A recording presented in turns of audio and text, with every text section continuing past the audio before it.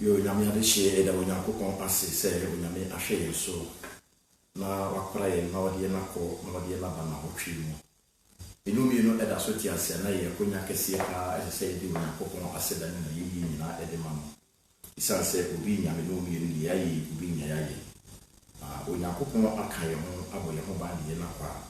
na ɛsɛ sɛ yɛda yɛn Onyankopɔn ase wɔ ne hwɛ so paa wɔde ahwɛ yɛn. Ɛnɛ nso yɛ da foforɔ ɛbrɛ du sɛ me no yɛn yɛtie Onyankopɔn ase.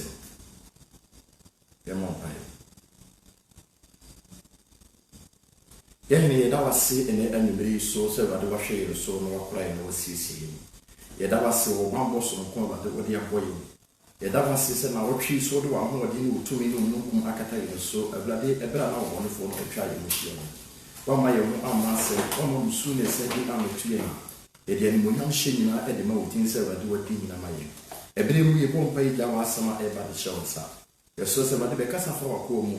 na Awurade w'asɛm yi ɛnyɛ adwuma ɛwɔ wo mma mu na asɛm yi mfifiri na ɛnyini na nso mmɔho na wɔbɔ w'abea mu a ɔma yɛn nyɛ yinaba. Yɛda w'ase sɛ wɔadi nkɔmmɔ ma yɛ wɔ Yesu din mu. Amen. Onyankopɔn nhyira yɛn paa. Ɛno nso ɛyɛ da foforɔ a Onyankopɔn ɛde akyɛ yɛn. Ɛno yɛ yɛbɛsua Nyankopɔn asɛm a mato ne din sɛ how can I become more like Christ? Kwan bɛn na mɛfa so a mɛyɛ sɛ anaasɛ mɛsɛ Kristo. Amen. Ɛkwan a me ne wo yɛbɛfa so na yɛsɛ Kristo. Sɛ me ne wo yɛpɛ Kristo aheman mu akɔ anaa yɛpɛ Kristo aheman mu kyɛfa akɔ deɛ a na ɛsɛ me ne wo sɛ yɛabrabɔ ne yɛ nneɛma a yɛyɛ nyinaa ɛyɛ dem ɛsɛ Kristo. Amen. And it's yet yɛbɛbie twerɛsɛm akɔ ɛyɛ John chapter 15 no verse number 12. John chapter 15 verse number 12. Amekenkan ma yɛbɛfa yɛakenkan sɛm a ɛdi kan no wɔ Yohane Asɛmpa ɛti dunum yiyimu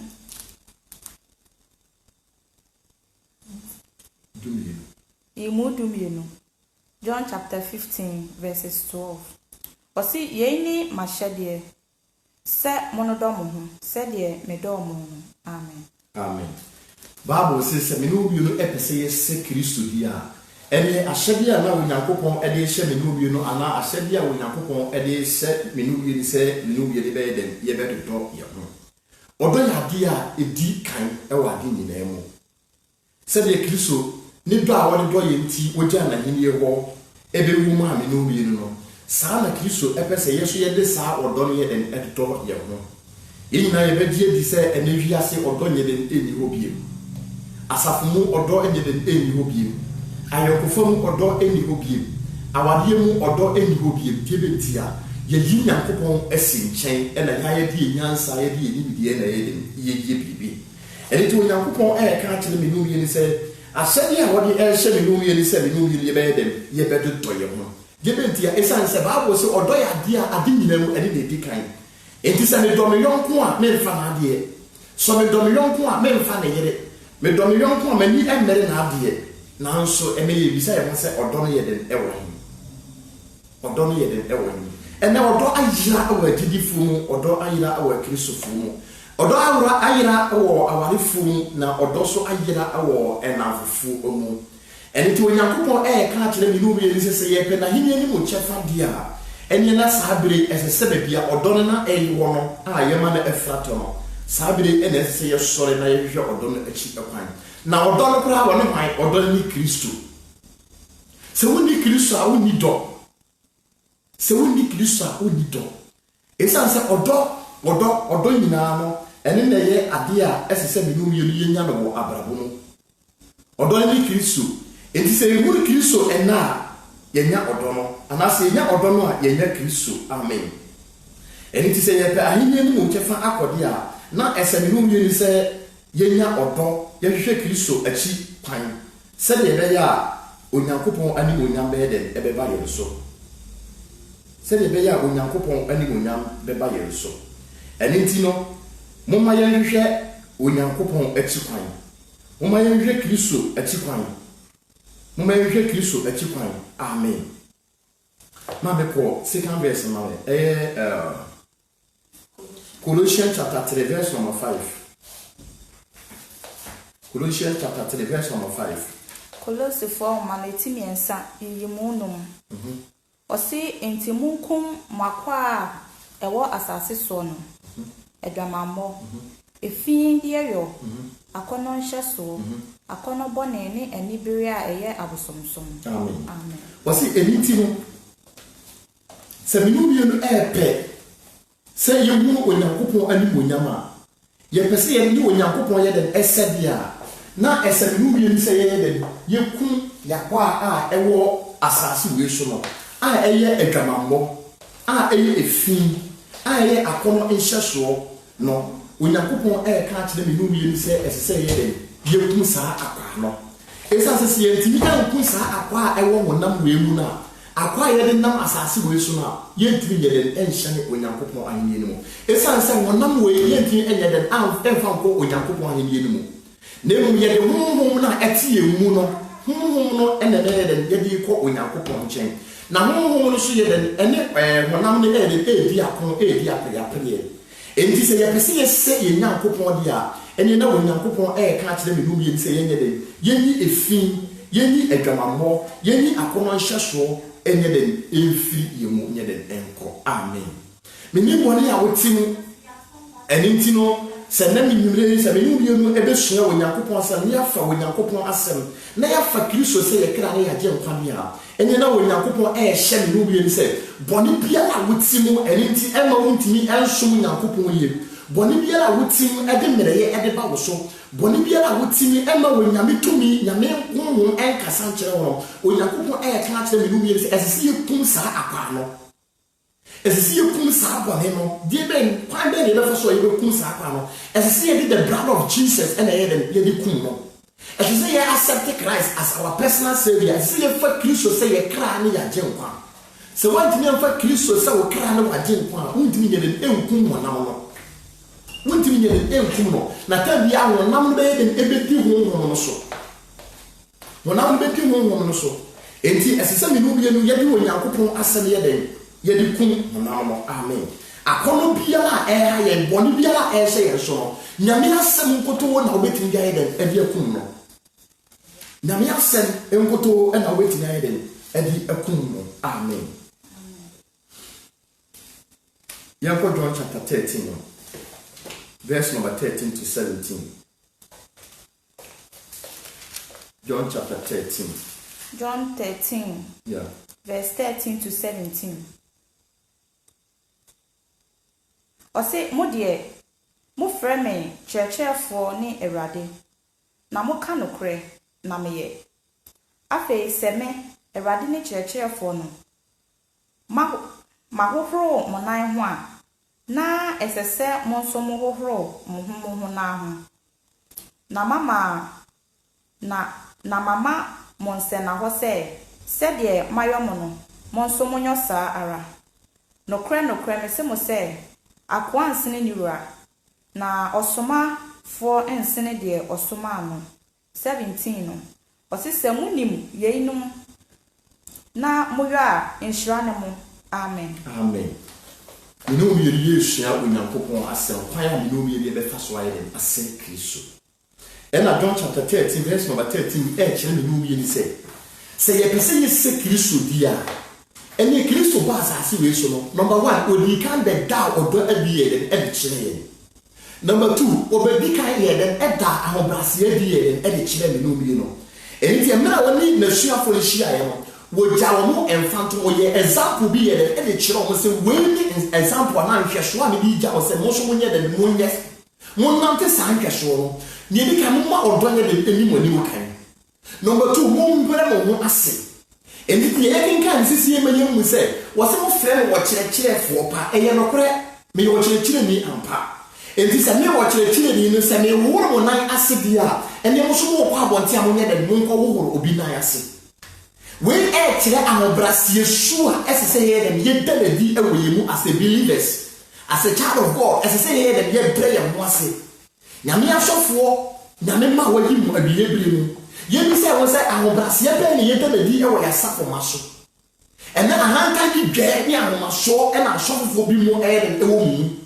eni ti onyankopon kasa kire yen se wono otumi ni agoden ewo yiwo no wono nyansa efiri no se wo bre no ho ase ewo mi no wie ni ye nan ase dia eni na ye nua ma omoda mpokire mu ye nua ma omoda ahokire mu ye nua ma omoda yie mu asori ti se omo wa ye fi no onyankopon ka kese ye mfa asempa ne den enko ye mfa asempa no kona ye nkwate wo ho esa se Kristo di ensuo no horo bita mo na yasem kira ahoti abrabo a Kristo ye den kira wo wodi onyankopon asem ye den exie bita mo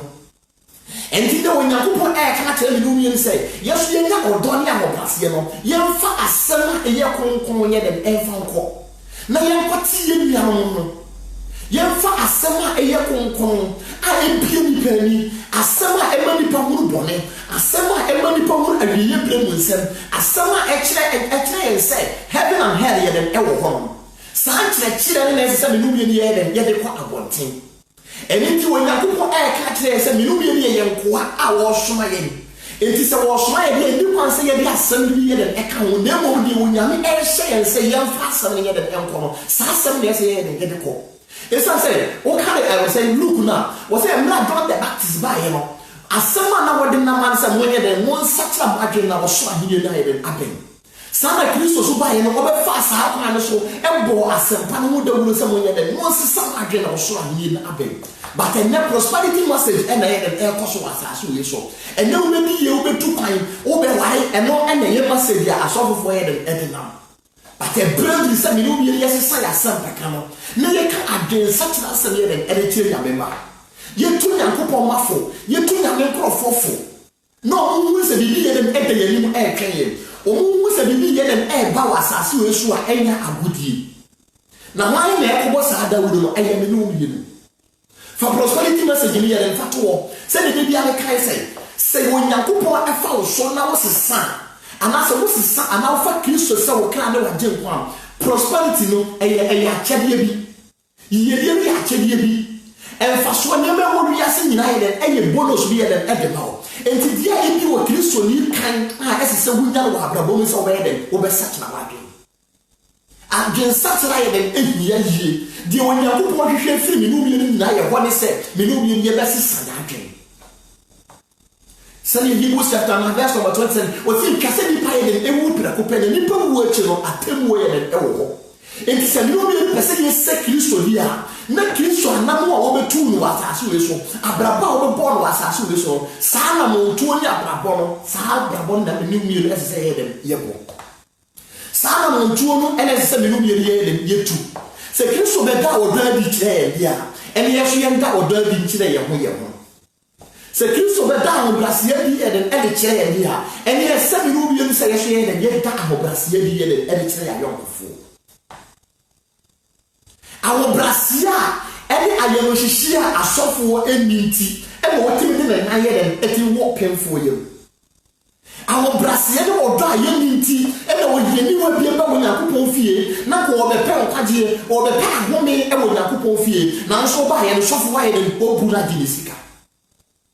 odo ene ayemo hihia ye den asa o Yakobon fie and many of the pastors have become armed robbers asofo ebire adare akromfo ena omugu Yakobon fie akristo ebire adare akromfo ena omugu Yakobon fie won fa ne nsamba tu botom ye den elisika na emu what ya assembly ye den ewia many of the pastors have become armed robbers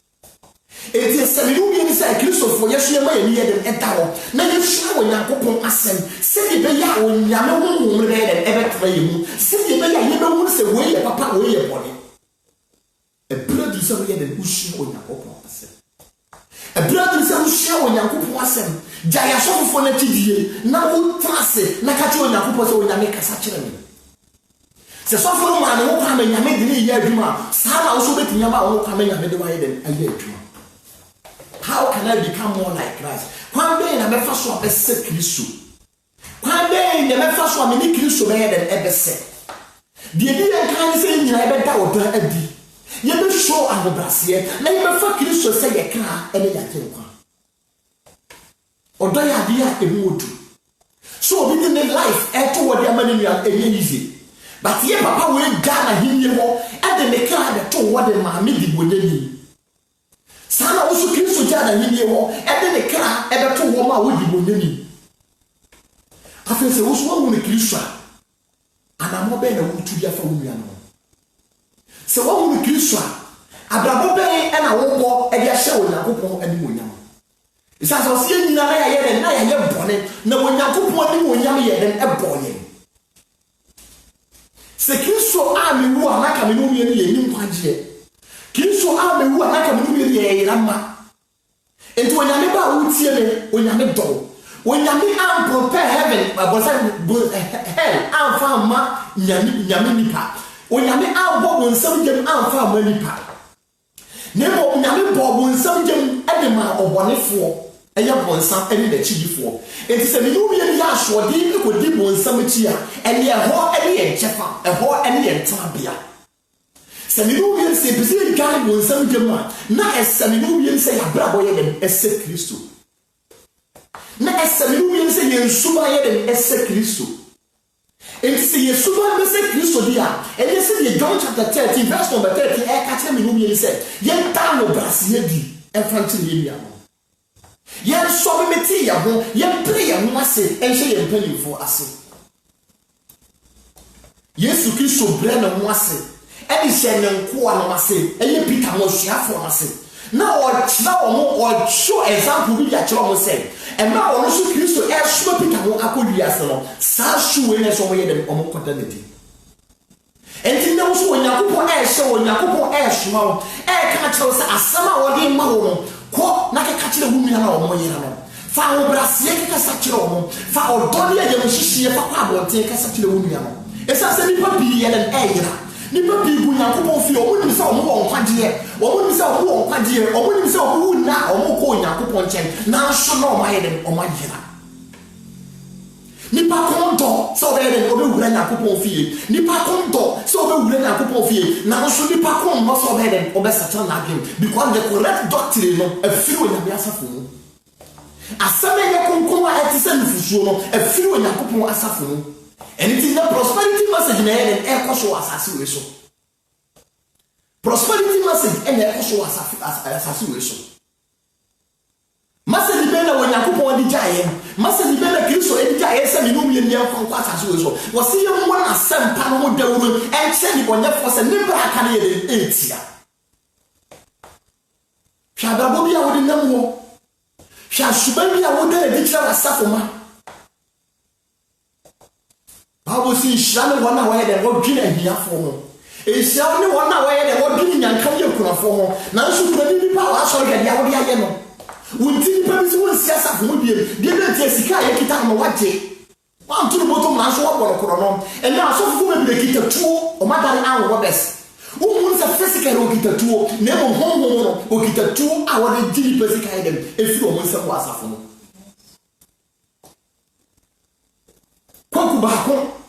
ba kon se 1 city o se 2 cities no and na so for me timi aye den aton be 20 million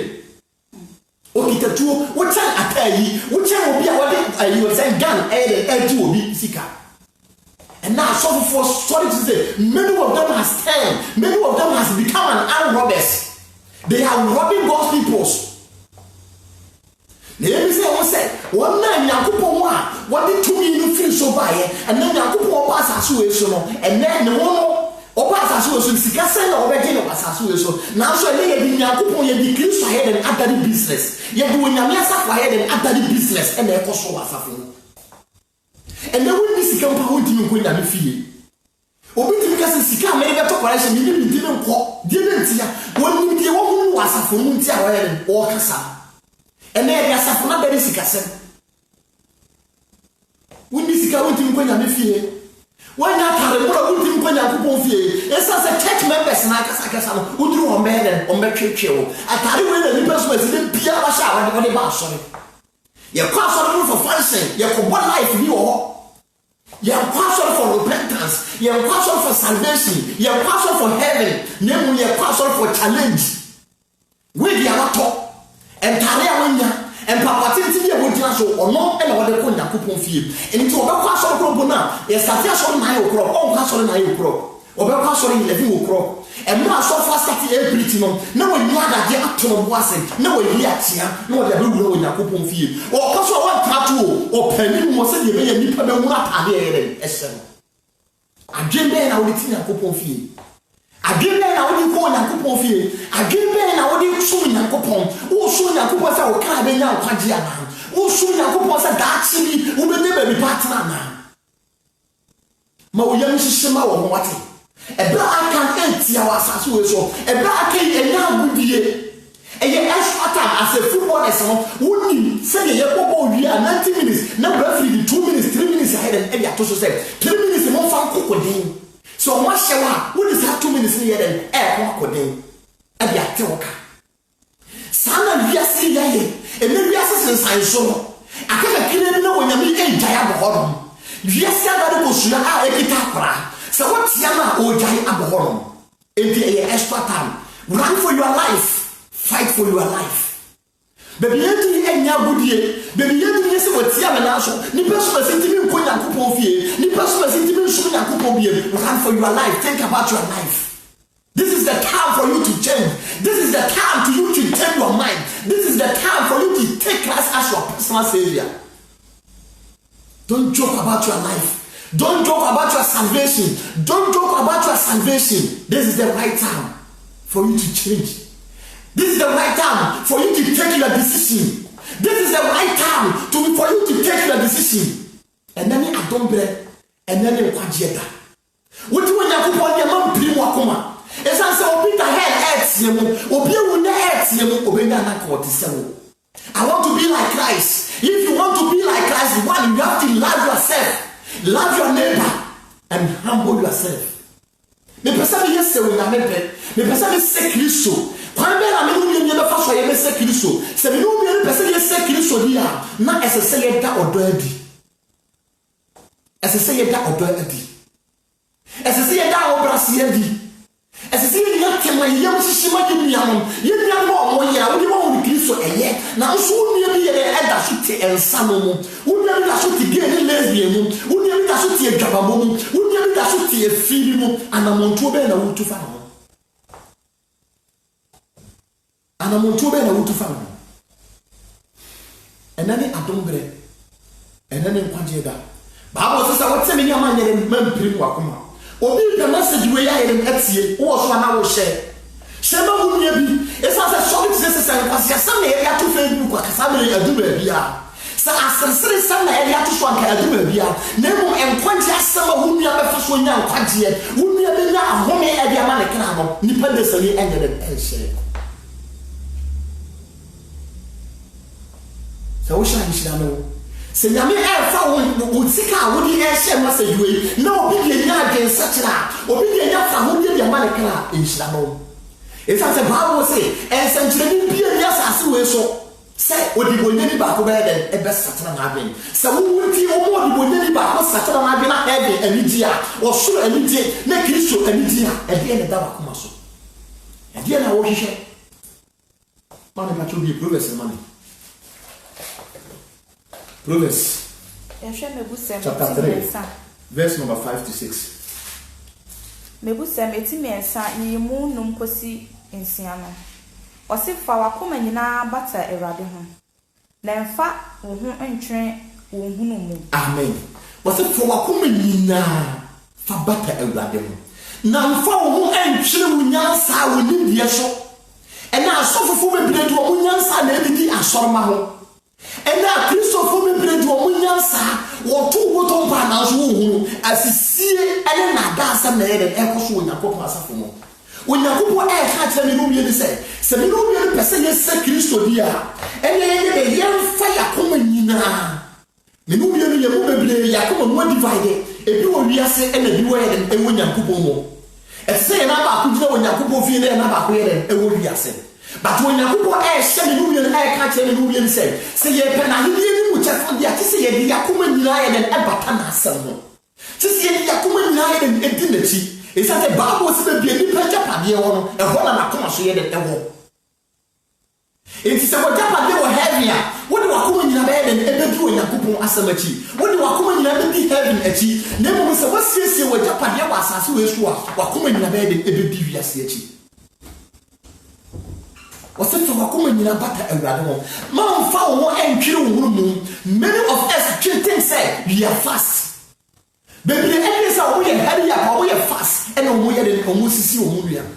asofo baby dey say we fast and we dey omo dey anointing wo dey empu nkrofo ye dey efaso Bible say fa nyansa man fa wo nye dey entwere wo mu so man fa wo ntu nyansa so na ebire bi baba enfoti ye be ebedi na ebire bi baba wo be dara to wonom enti ebire bi say wo ye dey wudwane na wo che wo kran ebire bi say no mi yes Kristo enti say wo pese wo se Kristo dia ene ne wo Yakobon ka tro say man fa wo entwere wo mu nyansa so se wo kwa wo timi bani nipa wo bu o fa so Yakobon asafo mo nyame nkum ti ya me da so ye edon dabi man yes wo ye fast wo ye bi oba wasafo mo da wo bu ni fa so no mani bi a wo ye dia wo ba ya na ko be je le fa wo bi a wo tongo sna o say anonte wo yi poku di man no wo ba gbe say wo ye fast wa ntu nipa no botom di wo nya krofo Bible kan te say wo ye krofo wo ye angoba Yakobon say mama ye mfa ye wo ye den antwi ye nyansa ye huru ye nimdie ye nyansa so ye mfa Yakobon nyina ye den emmata wo Yakobon asem no se wo de wakoma di wo Yakobon asem achi a wo de wakoma edi ahide na achi a e de say wo ko boni mi e de say wo bu nua e de say wo sisi wo nua e de say wo fa kwabone so agi wo nua bi e japade afiri ne nsem obi timi ka so me kosofo amana bo mpaye amama japade bi no sofo no afa kwa bi aka kire se edan na wasi no Yakobon ka kire me se na wo poton so boni bi se wo wura dan mo ma obewu etima me kwaton na wafa kwa no so wadi wo nua dan afiri ne nsem bebe timi ti obi ka se ye de afiri ne nsem all because of say we a man of God anybody buo anybody any every man asofo for a good nemu ade ba ko America che o say di kan fo buo na ni di ma wo Yakobon isa se sofo wo ye ni party se wo a se wo pu sofo na wo suo sofo a eye nemu man fa wo wie ye den en hye sofo no mu man fa wo wie en hye sofo no mu man sofo nye den enye wo Yakobon anything that many of us any suffer aye Yakobon anything that catch us for japade bra mani edi mi kai den ekon so for catch us who be wo be mi kai den akọ e du sika nyina akọbọ afọde dia mama na ebo bia o catch us sacha wadwe no o catch us to correction ko na wonto if dem ya we ka say asorefo ye ka ho bi e na ne atrofo di fo aye den adoso sabe ko man ga na mu baby ye come okore asem baby ye come repentance message had been such a salvation message no onko na nipa 20 onko na nipa 10 nebo baby ye come prosperity message nyame be shira wo tempon twem wo tiboni mu na ye kan to se nyame be shira onko na sa aso na ye den ayema opo ba ka se mi nya na de aso ye do de benti ya be hye no kom nebo ka ye ka se aso ya da eni se ke ye ka tro se ne nya atene ne efo ene odi bonyani bi ya den asetena na ade ene ya bone so ene amama sesa ene mu na ye tim bi ensa si ye boka se ene aso ya den ayede ene bra places and worship ye den e koso ene bra ye bi asa na che sa aso ya den ayede ko se le mu ni nyina me da mu ni nyina ye si wo se ye de ya aso ya ma Yakobon no ye bi se wo se akra nto se ne ye nya obi di ka edwane afiri ase odwane afiri boni mo se wo ba obi Yakobon fie abenya nkwade obi Yakobon fie na oni Kristo aye den abese oba aye sofo be message ya wode ma no oba aye message ya wode ma no one sign fa na nsi aso ndam obi because all it is oba aye no ensem huru na wo ka kire no ensem huru na wo ka aye wodi nyame sam to na wode nam enkom se wode nam afore so anytime you say so about ko wanka anytime party when Yakobon fia when nim say mra aka ne den 8 ya when nim say nem kwae den 8 ya ento bona brabo say ya wo pe bia amen mama bi look now patron see umi oh to aso sex no say hunu wakwan nyina mu na ono na obetene wakwan amen wose hunu wakwan nyina mu na wono na obetene mi no bi ya kwan se yema Kristo ba ya akon mu a wono be ba be kire yen wono be ka kire se we eye bone de ye bɔne na yɛ bɔne efi yɛ bɔne adwamamo yɛ bɔne kɔnkɔno yɛ bɔne asisie yɛ bɔne esi ma Kristo ba akwan ni mu a si yɛ Kristo ɛbɛsa afɛ yɛ bɛwuru bɔne na yɛ hu papa. Luke chapter 6 verse number 46. Si yɛ Kristo ɛna tena yɛ sɛ yɛ Kristo ɛsa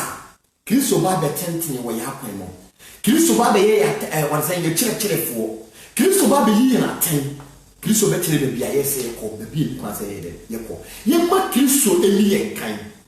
na yɛni Kristo ayɛ dɛm asɛ yɛnsua wɔ Nyankopɔn asɛm na yɛni Kristo ayɛ dɛm asɛ amen. Amen. Yɛhwɛ Lukas mpa eti nsia yi mu aduanan nsia no wɔsi na adan na mo frɛ me Awurade na mo nyɔ deɛ mesie amen. Amen. Wɔsi nipa bebree ɛbɔ ne bi Yesue nanso yɛfiri Nyankopɔn fie ba na yɛte disco yɛfiri Nyankopɔn fie ba na yɛsisi yɛ nua yɛfiri Nyankopɔn fie ba na yɛte bɔne mu wɔsi adan na mo bɔ me di nipa ko ndɔ sɛ wɔbɔ Kristo di nipa ko ndɔ sɛ wɔbɔ Nyankopɔn fie na bɔ nipa ko no sɛ ɔbɛyɛ dɛ ɔbɛsatira na adwen wɔsi adan na mo bɔ me di Kristo nanso mo nyɛ asɛdeɛ Kristo asɛdeɛ ne sɛ wo wodi wo nipa bia bɛsi wɔ de ma wo nua because we any asɛ so deɛ we ne sɛ na mo bi a Kristo yɛ dɛ ɛbɛda na bi ɛde kyerɛ yɛ adan na yɛn yɛ dɛ yɛn do yɛ nua adan na yɛn brɛ yɛn ho ase wo bɔ Kristo di nanso wo nyɛ na pɛdeɛ wɔsi adan na mo bɔ me di Yesu na mo nyɛ dɛ mo nyɛ na asɛdeɛ Kristo asɛdeɛ ne sɛ yɛbɛdwane afiri bɔne ho Kristo asɛdeɛ ne sɛ nipa nyinaa bɛhuru na akwan na waba ne nkyɛn Kristo asɛdeɛ ne sɛ wɔsi sɛ deɛ wɔdɔ wiase ne na wɔde ne ba a wɔwɔ ne koro ma yɛ sɛ obi pia a wɔbɛdi ne di no wanyɛ dɛ wanyɛ na wɔnya da nkwa enti Kristo asɛdeɛ paa ne sɛ ne numie ne bɛyɛ dɛ yɛbɛgyi ne di Kristo asɛdeɛ no si yɛbɛfa ne sɛ yɛkra ɛne yɛagye nkwa yɛne Kristo bɛyɛ dɛ ɛbɛnante nneɛma Kristo aba abrabɔ no mu nneɛma Kristo ayɛ yɛ kwankyerɛfoɔ yɛmpo wiase ɛne n'afɛfɛdeɛ ɛsɛ sɛ wiase nneɛma yɛhu ne nyinaa ɛretwam ɔmo afuru pere no wofuru pere a na wote soro na sɛ wohwɛ asase so wo sɛ asase so nyinaa yɛ tantantan ɛdan na wo sɛ ɛfɛ ne nyinaa no wo sɛ bɔda so adeɛ bi Nyankopɔn ni so ka sɛ yɛhu na ɛfɛ nipa ɛpere bi akyire nipa ekum ne bia ɛpɛ saa nneɛma ne nyinaa no maa me brɛ bi ba wontimi ɛnwi so Ibu kabo se Yesu Kristo ama onkokora bom wontimi eyusu adan na wompre enhwehwe nkwagye enfama wokra adan na wompre enhwehwe Kristo achi akwan adan na wompre wonkagye nti wodachi nti wonfa Kristo sa wokra na wagye nkwam wose se nipa nye ya se da pade nyina na sa wohwere ne kra emfa so ben sa woni Kristo esa na sa wohwere wokra na wohwere wokra wo ni mu wo nkwagye ede ma wokra hallelujah eni ti ye hwehwe Kristo ye ne Kristo enye den ense ye ma Kristo suru nye den emetra we mu ye dana di ewo ye society ye wo ye community ye wo mu ye de Kristo suru eye den ewo ho no na nipa hwe so aye den esuna ye Onyankopɔn inhyira ye amen. First Peter chapter 2 verse number 2 to 18. Petro homa edikan etimienu yimu dumiensa ekosi aduonu dumotwe yimu dumotwe kosi aduonu baako no. First Peter chapter 2 verse 18 to 21. Osi efie nipa momfa suro nyina mre mo ho ase ema muranom enya wona woye na wodwonko na won a wochia nso you know biasa Onyankopɔn ka sɛ efie nipa wo you as a child of God wo you as a believer wo fa Kristo sɛ wo kra na wagye nkwa no wo se momfa suro nyina mre mo ho ase ema muranom enya wona wodwonko ne mu won a woyɛ adbonyefo Kristo ka kyerɛ sɛ ɔdɔ na wo ka mo asɛm no enya Kristo fo nko a na ɛse do wo enya wona yɛ no wo kwa asɔre nko a na ɛse do wo enya wona yɛ no wo singing group ekuba akunu na ɛse wo yɛ do wo ne mu wo abɔnte na wo yira no wo abɔnte a mo ti ge ni lesbian mu o mo ti edwama mo ensa no mu krono mu no Onyankopɔn se yɛ nta ɔdɔ ni yɛ den ɛfa nkyerɛ wo we ni ahyɛde a Onyankopɔn yɛ den ɛhyɛ yɛ ɛnyɛ wɔn a wɔn te asafo baako mu na ɔsi dɔɔ mo ɛnyɛ wɔn sɔfo a wɔn wɔ asafo baako mu ɛna ɔsi dɔɔ onyame tiri di obi asam to akoma so ɔsɔfo bi wɔ akura bi ase a ne ho yɛ de ɛkyere no onyame tiri kasa to sɛ kɔyɛ ne mmoa na wapiri wɔ akoma deɛ bɛdi a wɔnyɛ ɔsɔfo wɔsɛ ɛnyɛ wɔn a wɔdwo ɛnyɛ wɔn a wɔbrɛ wɔn ase ɛnyɛ wɔn a wɔnim kristo nkwa na ɛsɛ sɛ ne mu yɛ dɔ wɔn na wɔn wɔn po yesu wɔn fa yesu kristo tɔ wɔn kra na wɔn agye nkwa no onyankopɔn ɛkasa kyerɛ sɛ yɛnda ɔdɔ bi nyɛ dɛ ɛmfa nkyerɛ wɔn saa nkurɔfoɔ no wɔn nyɛ yɛ dɔ kɛseɛ sɛ wɔn a wɔfa kristo wɔn a wɔn mu nyame wɔn nsuo nyankopɔn no saa nkurɔfoɔ na ɛsɛ ne mu yɛ yɛm yɛ dɛ ɛhyehyɛ ma wɔn saa nkurɔfoɔ no ɛsɛ sɛ ne mu yɛ yɛm yɛ dɛ ɛhyehyɛ wɔn ɛsɛ sɛ baabo si deɛ wɔntwa yɛ wie no ne ho nya adwareɛ bi ɔna ne ne ho ate no wɔnyɛ adwareɛ bi na mmom deɛ wo ne ho ayɛ fii no ɔne ne hia adwareɛ enti sɛ wɔdɔ no wɔ asisi yɛ dɛ bi a nyɛ wɔn ayɛ ne wɔn wɔ asafo mu na mmom wɔn a yɛ ne wɔn nyɛ dɛ ɛntwe kɔnnua korɔ abosonsomfoɔ no wɔn na ɛsɛ yɛda wɔdɔ adi kyerɛ wɔn adwamamɔfoɔ no wɔn na ɛsɛ yɛda wɔdɔ adi kyerɛ wɔn wɔn mu yɛ gay ne lesbian ɛsɛ sɛ obi bi nya net wɔ firi mu obi pɛ obi abɛn no sɛdeɛ bɛyɛ a wɔbɛkasa akyerɛ no wakyerɛ ayɛ dɛm afiri mu enti saa nkurɔfoɔ wei na ɛnɛ onyankopɔn ɛka kyerɛ sɛ yɛnda wɔdɔ adi yɛ dɛm ɛnkyerɛ wɔn ɛsiane sɛ mmerɛ yesu kristo yɛ dɛm ɛbaeɛ no wɔne ateneneefoɔ anyɛ dɛm ammɛnante wɔne apapɔfoɔ anyɛ dɛm ammɛnante wɔne yɛn tete kɔhwe akwaa bi yɛne adwamamɔfoɔ akɔnwensafoɔ na ɔne yɛn bɛyɛ dɛm ɛbɛnante yɛm ɛno nti na ɔbaa na wɔbɔ adwama yɛkɔkye ne yɛde ne berɛ no wɔ sɛ mu hwan ɛna ɛnyɛ bɔne da deɛ wɔnyɛ bɔne da no wɔnyɛ dɛm wɔnto boɔ nyɛ dɛm ɛma ɔbaa no wɔagyere sɛ yɛyɛ nti ɛna kristo yɛ dɛm ɛgya n'ahenniɛ hɔ ɛnti adɛn na wo so wasesa onyame nam ne nkurɔfoɔ bi so wasesa na wato nnipa bi mu ato atwene nnipa bi mu bɛn wɔ a wodwene sɛ wɔmode yɛ adebɔnyɛfoɔ woka ne wotim sɛ wode wowu a wokɔboro nsɛm gyam wadi ka agya ɛdi nnipa no onyankopɔn sɛ yɛnyɛ dɛm yɛnda ɔdɔ adi nyɛ dɛm ɛnkyerɛ ɔmo ma meka ma me 19 metoa so wɔ se na yɛyɛ adom sɛ nyankopɔn ho ahonim nti obi di awerɛhoɔ hunu amane a ɛntene na ogyina mu na ɛyɛ animuonyam bɛn sɛ mofom na wɔbobɔ mo akutuku na moto mo bo ase gyeɛ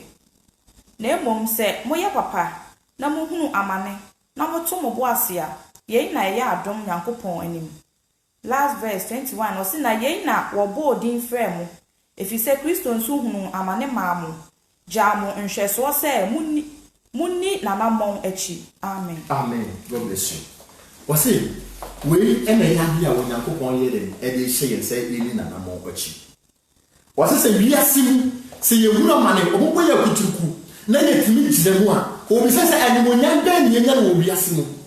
ɛni sɛ me no bi ɛkɔ abɔnten na yɛka nyame asɛm akyerɛ kramɔni bi yɛka nyame asɛm kyerɛ bosomsom ni bi yɛka nyame asɛm kyerɛ gay ne lesbian ni bi na ɔmo hwie nsuo gu yɛn so a ɔmo hwie acid gu yɛn so a wɔse saa animonyam no yɛnyina mu wei na yɛ animonyam yɛ de ɛde ma yɛn sɛ wiase bɔ ɔmo di atɛnde sɛ yɛtumi gyina mu a wɔse saa de ne nyɛ de ɛmfa yɛ nkɔ animonyam bi mu na mmom ne ho asɛm nti sɛ nipa po yɛ ne ho asɛm nti sɛ nipa di yɛ natɛm ne ho asɛm nti sɛ yɛkɔwie wɔ prison a wɔse wei mu na yɛ animonyam ɛsiane sɛ wei na yɛ nhwɛsoɔ a onyankopɔn yɛ dɛm ɛbɛgya no wɔ asase wei so sɛ ne nomie ne yɛyɛ dɛm yɛmfa so ɛnti kristo abɛgya yɛ nhwɛsoɔ sɛ ɔno duamono mpo na yɛyɛ ne nsɛ a yɛnnuawu yɛ deɛ ɔbɛyɛ yɛ nsɛ ɛnti ne nipa nyinaa na ɛbɛdɔ sɛ wofa kristo sɛ wo kra ne wagye nkwa a sɛ wo so wone kristo bɛnante a ɛnyɛ nipa nyinaa na bɛyɛ dɛm ɛbɛdɔ wiase bɛtae wo abusua bɛtae wo okunu bɛtae wo ɔyere bɛtae wo ɛma bɛtae wo nanso wɔne monyam wɔda akyi nti onyankopɔn ɛka kyerɛ sɛ menom yɛnu yɛnyɛ dɛm yɛnkyina mu. Amen. onyankopɔn ɛka kyerɛ sɛ menom yɛnu yɛnkyina mu. Ma mehwɛ 1 Corinthians no ma me chapter 11 verse number 1. Korintofoɔ nhoma a edi kan eti du baako yiyimu baako. Ɔsɛ monhwɛ me nsua me sɛdeɛ me nso mehwɛ kristo mesua no no. Amen. Amen. We asɛm a Paul ɛyɛ de brɛ wɔsi yɛnhwɛ ne de nsua no sɛdeɛ ɔno so hwɛ kristo no. Maame a wotie me enti ɛnɛ nipa betumi ahwɛ wo so ahome kristo anaa nipa betumi ahwɛ wo so aba onyankopɔn nkyɛn. Paul to make an example ɛde ato hɔ ɔso ɔno hwɛ kristo esua no enti no yɛ so yɛnhwɛ no nyɛ de nsua no nipa so nyɛ de ɛnhwɛ yɛ nsua yɛ sɛ ne nipa tumi hwɛ Paul abrabɔ so ɛsesa wo so sɛ nti na wo no nipa betumi ahwɛ wo asua nipa betimi ahwawo ahunu Kristo ana nipa betimi ahwawo ahunu Kristo ana wase wo ye wiase krata wiase fo ye den kenkan se na ye kenkan wo fa abrabom adanse den na ye di fa ho de ye ka fa ho no ene na ya twere no soro esan se wo ntimi fa wa abrabom ye den ensie eda ko no obeda ne di na nipa bi aye den ho Paul so wo hwe Kristo esua no na ye mfaso de e de ma no yeso sen ena ye bo ya abrabom efa as a child of God anamuntu be na ye tu suban be na ye da na di onyame e kasa kire onyame e tu yefo onyame e tu obi fo onyame e kasa kire se me no bi no e pe onyankopon ahenie ni mu chefa Paul si ye hwe ni suam se de ono so ye de e hwe Kristo esuam onyankopon hira wo pa amen ye hwe Ephesians chapter 5 verse number 1 to 2 no entie onyankopon asem Efesofo ahoma neti nom yi mu baako ekosi mienu no wasi enti munsua onyankopon se emmadofo na monante odomu on se asana be na bi wasi ensua onyankopon se emmadofo na ye nante odomu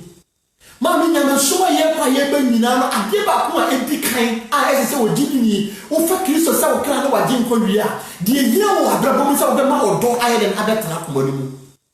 woni ni panyina aye kamo woni ni panyina nya den enye ba ko wasi se de ya ni hia Kristo no me matofo sa na me tu fu sa ade nyina mu no mo nante odomu mi tiri wo me kan wo me mpa wo asam nyina mfa so bi nyere eni so e tiri na maka nsa go bebo ube kase ni murianka kameni ni ye ebomu ni murianka kameni be ma me ye ebomu ni murianka kameni be kunu ebomu ni murianka kameni be yiri ye ebomu sabe na me ko enti se ahunu bi wo honoma se kamo bi wo honoma emre ya woti asi sister jamani kana wo no ya nkobo wo se mo nanti wo domu emna Paul ti wo nyame asem nyame wo mo eto no so wo nyame ha ye pie ne so no wo di wi ase suru ye de eto wo na wo di wo nyame ko be nanti wo domu atani wati wo akama de ye de efiri de be si ye yo nyame asem jamani kama me mo wo hia bi aye de efiri ayankofamu wo mo wo hia bi afa Kristo amane wo ye de wo be hu ye ni mo wo na dia wo bi ya wo dia ya wo ya sa wo nkasa no bi bisa wo sa wo ne yedu na jo abo nsemu a ene ka wo de sa de ka wada ni wiase aye den abutu sa wo na ye bi fia aye den e wo wo fia twa wa chimpire e na ndani pa so wo sesa en kan de wo ku ni panyira na ba sa wo nyakopo ye wo sisi ye den e maye wo nyakopo gusu ye den e doye wo se ye nanti odomu odo di bone ye den e che odo kata mfo so so odo di ni mwadi wo ba bi asumdie ye den enia asumdie ye den ebawo odo ye natu odomu odo ne de odo ni Kristo esa se wo ne de na bra bo ye mpatade de maye enti se be nantu wo Kristo mu a ma me ye ni pa ni na betena se asumdie mu se be nantu wo odomu a ma me ye bia ma se ye kasa wo nyankopon ebeti na osoro be bue e dia maye ene ye ni odo na sinchen ye Kristo asinchen ene ye nantu ye hunu mu se de prophets ne ye de e ka kire ye no ye nanti wo ye nyansa mu ye nanti wo ye nibie mu nipa mu nyame asem nipa nsuo yakopon asem die enti na odo Kristo eni ye mu ntino obi tiri twese kan ne ye a wone ne da ni kuna wone ne da no de sekan ye den awo ni kuna wone ne da na wa yampentu ha e de egu abie mu se wonye ne woni na wo mu de betia odi odo woni ko ye nyame fa so ye den empo nipa enti wo ko nipa wo nsuo odo ayi wo na asofo ayi ka no kwara nye den entre na memanti e na awo be se etimi ko wo bi obi ti sika na wa ye den kwa twituo esa de ko nipa na ka ho odo ayi wo ene wo be se ye den po wo obi fie wo ti sika bi na sorry to say wo ni be ma na me ira ye den adalu so owi na wo se na kuna ka ho odo ni ya se bi ene ya se na ye sum ene ya se na ye boni odo ni ya se bi nipa ye mu hihima ni mia bi we na yonko obekuno we ni ni na magro so ye se na brabo ye mo ne dam wo ni arbo dam bia fa so be ne wanya ukumu ni bia e na ukumu bia kira wo nyam go tin san ye de enku ni bia wo ni pa so ba si ku ni bia wo se ni bia kira wo nya sa ni pa na ye de en se ni bia na wo so adwene se bia wo be komo me de me ko simple na wo so e wo be pro na mo abe doro no wat na asase we so na wo se the pains wo se the yawe ye de esitie ye nya ye hihie fama ye ye no to ya mo ye nta Kristo no aye de adi wo ye mu amen to so mama Ose na mo nanti odomu se de Kristo nso dom na wode ne ho ma ye se ayeye de ne afode a wo bo ma wo Nyankopon a etuhwe a eye de no amen amen wose na mo nanti odomu se de Kristo so dom na wode ne ho ye de ma ye mama se me no mi le pese ye se Kristo a ade ba ko a edi kan se wode wo nipa bia wode wo kra bebo afode de ma wo nua bi a wote ne bonim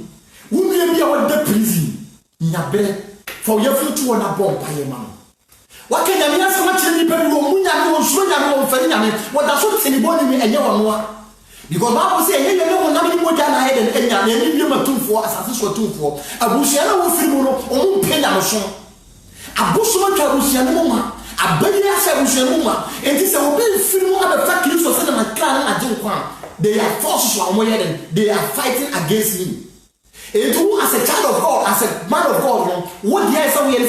put together now one pie and a man. Or we make us a man and me something personally. I then the one dimity and I'm many a couple of feet, no one did personally, and she put a couple of feet. Hey, Paul is in the BIA, Apollo Bebiaye, and I'm sorry, Paul will go soon. Nina, but Yaba, Kunina, they call a couple of yellow. It is a mechanic something Gideon. Mechanic something Oscar. Nasa kwasika nimeti ama Onyankopon fi na wodi obi echiko Onyankopon fi am ni nyina Kristo se de na hinye mbede ebe koso eninti ade na obu efu entokwa ne ye de efu he wa ma Assemblies of God wa ma Twitter wa ma Methodist wa nkosa Salvation Army wa ma Deeper Life entini buofu aduma no ana kra na wo twe no han na wo twe ma wo twe no e de ko prizi wo sofo ene nhira bi anye de enimo Nemo sa wo twen e dia hye wo Nyankopon ani mo nyam dia ene na enhyira no amen. Me pesa wo be share message ni na wo nua so enya nkwaje asem bi ayede ati amen. Ma me yenko Luke chapter 9 verse number 23 to 25. Luke chapter 9 23 to 25. Asempa se dia Luka atwere ma yitiri nkono Imu aduonu miensa kosi aduonu no. Amen. Amen. Ose na oka kire wo nyina se obi pese odi machiri a onpa ne ho achi. Mama gina mama. Onyankopon hye ye kasa kire me no mi se me no mi pese ye di na chi a ye mpa me ho achi. Ye mpa ye ho achi. Kwan be na me pa me ho achi. Wiase sudi wiase samena ewo mi mu no. Wose esame ye na bi jade to. Esa se ba wo se dia wo so ne awodi nsa so funtum da bia mu na wo twere ne ye de ehwe ne chi no adwen sakira on fata wo Nyankopon ahidi no enti se me no mi pese ye se Kristo dia ma me ya wo tie me abrabo na wo na mu no Onyankopon ka to se jai to wo esu kankan ya wo to akomaden ya komapiri mu ye ka bi bia tro wo so wo tie no woni me so ye de eti Onyankopon fie Onyankopon si jai eto pa wo mu achi akohwibra bi jai to wo kakra na fa Kristo pa woti udo wi asesam too much Onyankopon se twaka be ene da mani wi asentam esu ne hantam enti se me no wi pese ye se Kristo dia ene Onyame ka kire ni wi ba woti ne na nwumire ni wi ba ma woti ne na nwumire se pa woti na mo to aso na ose onpa ne ho achi na onfa na semua da na fa wasemua no ene Onyankopon ka se soa Onyankopon asem woni Onyankopon asem ye den enante wasemia no ebetuna ye yade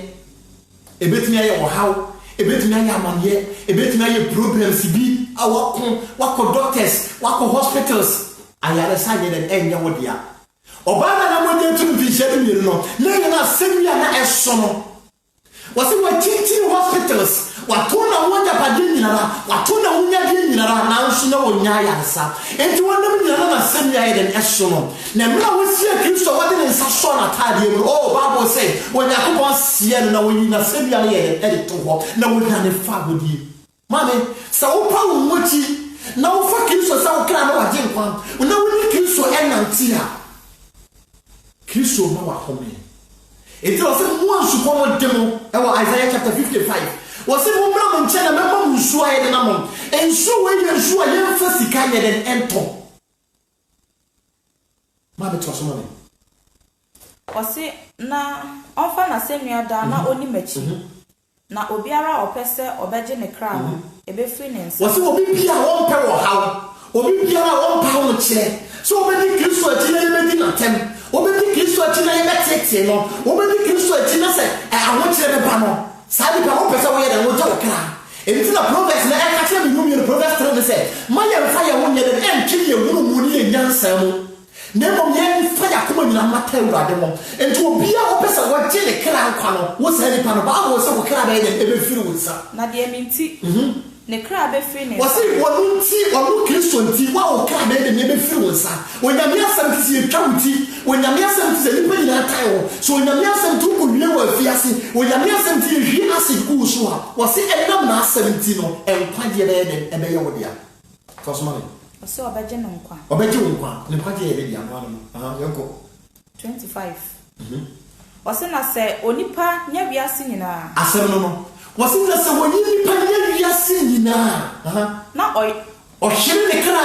ɛmfasoɔ bɛn ɛna wobɛnya sɛ onipa nyɛ wiase nyinaa onyɛ wiase agyapadeɛ nyinaa ne no yɛ yɛbu fa so yɛkum nipa sikaduro yɛsɛ nipa abrabɔ nyinaa wɔse sɛ wonyɛ wiase wonya deɛ wɔ nyinaa na sɛ wohwere wo kra maame ɛmfasoɔ bɛn ɛna wobɛnya sɛ wohwere wo kra ɛmfasoɔ bɛn na wobɛnya sɛ ne wonyame gye wo kra afiri wo nsɛm a ɛmfasoɔ bɛn na wobɛnya sika wɔnyɛ nyinaa no sɛ ne wonya akwanhyia a ɛmfasoɔ bɛn na wobɛnya ɛne ti Solomon bɛwu no wɔdane mpa so wɔhwɛ ne wonyade wɔto n'ani hwɛ n'akyi a ɔwu sɛ agyapadeɛ twa ne ho ahyia ɔwu sɛ wɔnkoa ne mfena nyinaa wɔse ɛne ti ne bɛwu ama deɛ wammerɛ abɛdi maadeɛ maame ɛyɛ sɛ kasaa bɛrɛ wohwɛ Kristo ɛyɛ sɛ woma Kristo yɛ wɔ agyapadeɛ ɛnsa sɛ deɛ wopere mu nyinaa no da bia bɛkasa akwantufoɔ yɛ bɔbɔ deɛ wofom wɔ akɔnto mu hema de ateɛ sɔre atɛm a yɛdiw ateate a yɛteatea wɔ obi man so nyina no obi te Ghana wɔ mu no nanso wote akɔntofoɔ mu nyame akɔntofoɔ nsuro nyame akɔntofoɔ po ɔma brabɔ sɛ yɛ mopɛ wɔse nti mebɛwu ama obi ayɛ dɛn abɛfa maadeɛ omebɛwu ama obi abɛdi maadeɛ wagyapadeɛ a wobɛrɛ no ɔbma mpo wagna de bɛdi afiri ne nsɛm akɔntofoɔ nsuro nyame na adwene sɛ n'adwuma ɛna kita no na adi sɛ ka bi a wɔdam no ɛne na kita no wɔadwene sɛ ne nkrataa na wɔnya no ɛne na kita no obi kita America green card family yɛabɔ ntokuro ɛde asensa ne kɔn mu yɛrekɔgya no kwan mamfa wo nto wɔ krataa so mamfa wo nto wɔ adwuma so mamfa wo nto wɔ sika so manyɛ sɛ wode wo ho ɔden metu kwa menyare da wonim sɛ no yɛkita wo nyame bɔ wo kɔkɔ sɛ sesa wadwen sɛ nipa nyɛ wiase nyinaa na wɔhwɛ ne kra ɛmfasoɔ bɛn na wonya wɔka John chapter 10 verse number 30 na wɔsɛ ne nim agya no yɛ den ɛyɛ baako ɛti sɛ yɛpɛ sɛ yɛsɛ Kristo a ɛsɛ sɛ ɛne Onyankopɔn yɛ den ɛyɛ baako wɔka Romans chapter 12 verse number 1 and 2 na wɔsɛ momfa mo nipadua nyame metumfo sɛ momfa mo nipadua nsi wɔ sɛ afɔdeɛ a ɛte ase a ɛyɛ kronkron a ɛsɔ Onyankopɔn anim na ma monya mo ho sɛ wiase yi na momfa adwene foforɔ yɛ den ɛnsakyerɛ mo maame a wotie me sɛ wopɛ sɛ wosɛ Kristo sɛ wopɛ sɛ wone Onyankopɔn nante deɛ a ɛneɛ fa adwene foforɔ yɛ den sakyerɛ w'adwene adwenfo a yɛkita wo adwenfie a yɛkita wo agyeɛ nie ne agyendegyeɛ no yɛfiri wo mu na sakyerɛ wo ho ɔnkwagyeɛ nti wo daakye nti da bia meka sɛ me ne wo kasa yi adeɛ bɛkye wobɛhu sɛ na yɛde ne poster ɛde ato Facebook sɛ boat yɛ den ɛkɔ saa na adeɛ bɛkye na wo so yɛde wo mfo nyina to hɔ sɛ wokɔ na sɛ wo so wokɔ a akonta bɛn ahombɔ bɛn na wayɛ den wonya wo daakye nti owuo nti rapture nti siesie wo ho ɛmmerɛ a wote wo Nyankopɔn asɛm yɛde asɛm no ɛɛba wieɛ yɛ last verse ne yɛ 1 John chapter 3 verse number 16 to 18 na yɛde wo Nyankopɔn asɛm aba wieɛ yɛmene de kɔ paa Yohane homa yɛdi kan yɛti mmiɛnsa yiyimu 16 ɛkɔpem 18 no ɔse yɛmu na yɛhunu ɔdɔ no sɛ ɔno de ne kra to hɔ ma yɛn na sɛ yɛn so na ɛsɛ yɛn so sɛ yɛde yɛn kra to hɔ ma anuanom na deɛ ɔwɔ wiase asetena deɛ na ohunu ne nua sɛ anuanom na ɔbɔ no ayɛmɔnwono no Nyankopon do tini musen. Amen. Ma Mrs. 17 zubi. Wase na de owo wiase asetena de na ohunu ni nua se ahia no na obonu ayemonyo no Nyankopon do tini musen. Tio. Wase niema yakani nyina. Obi a wanya wiase japade nyina. O wiase bia ni nyina. Na oboni nua ayemonyo, oboni nua timode no. Odo ben ena tiwu. Nyame ben na tiwu. Nipa bebire wo Nyankopon fie. Atimode ahyewoma. Ayemonyo ahyewoma. Entare na bu ne ba so ma. Na so atare ba akopɛ na ehye sister bi. Atare ba akopɛ ena ehye bra bi. Akata ni nyina so. Obi won pa ne trank mo bi antoma no so ma na etete. Agu dem ayden asɛ. Odone wo he ayemhihie ne yeden ewo ma me 18 ma me yebede ne ko. 18 no. O se me mankuma. Moma yemfa asem ana atachere man no. Na emom moma ye no ne yoye ne nokremu. Amen. Amen. Wase me mankuma. Mama yemfa ya no enkase ye to. Mama yemfa ya no enkase me ye Kristo ni. Mama yemfa ya no enkase me ye Methodist ni, me ye Roma ni, me ye Anglican, two type Assemblies of God ni. Na emom ye ye ya no kan ye man ye dem eye ye suban.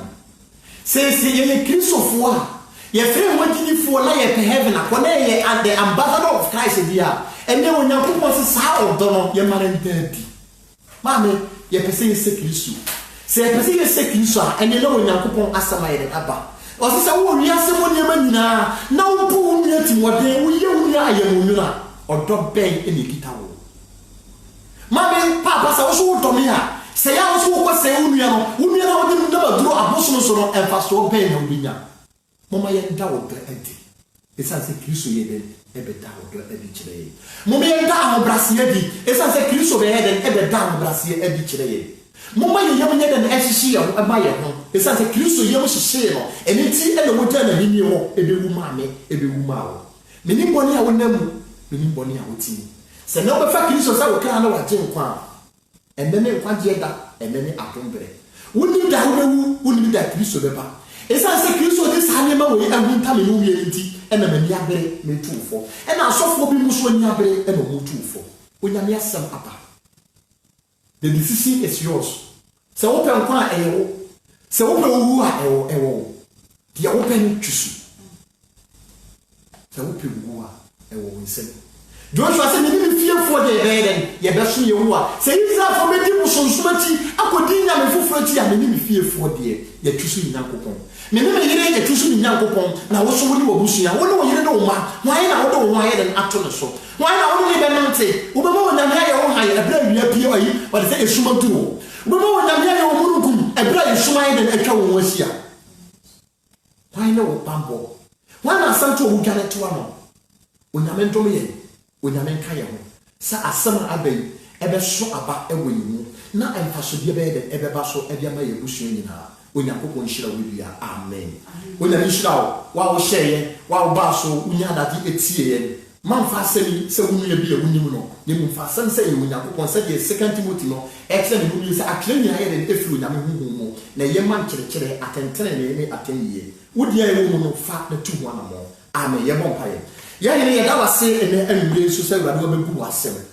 da wase se awade anwure so wo bedua wasem e wo mo Yeso se wade no asemi adihine ewo yimu na so aba wo yimu se de wade wasem tene 1 John chapter 10 ne se ewrade se ye dia mo do a ewrade ma ne nadi ewo ensuo de ye dia mo kasa ye no ewrade ma nipa nyina ehunu na ehye wo Kristo na ni munyam yeso se wade mra wasem ba afodie biara a wo ma ye di wo hom so be hu ye mobo na ewrade wo dia kye ye na ewrade ba hye ye den ye na to wo dom ye na to wo ho brase mu na ewrade ya sewo na wo bo ame mu ada ne yiraba afa ye jana wo twi mu atiefo nyina akra ehye wo nsa o madwuma semu o mabrabo mu o masetena mu o monantie mu so te ewrade kan ye hu na siesie ye fa wo mukum di yenim fa wo chafa du kan ye hu na siesie ma wo nyuma pa na ewrade da se ne etu ye na ye fo wase ben ye da wase se wadi na mai e wo Yesu di mo amen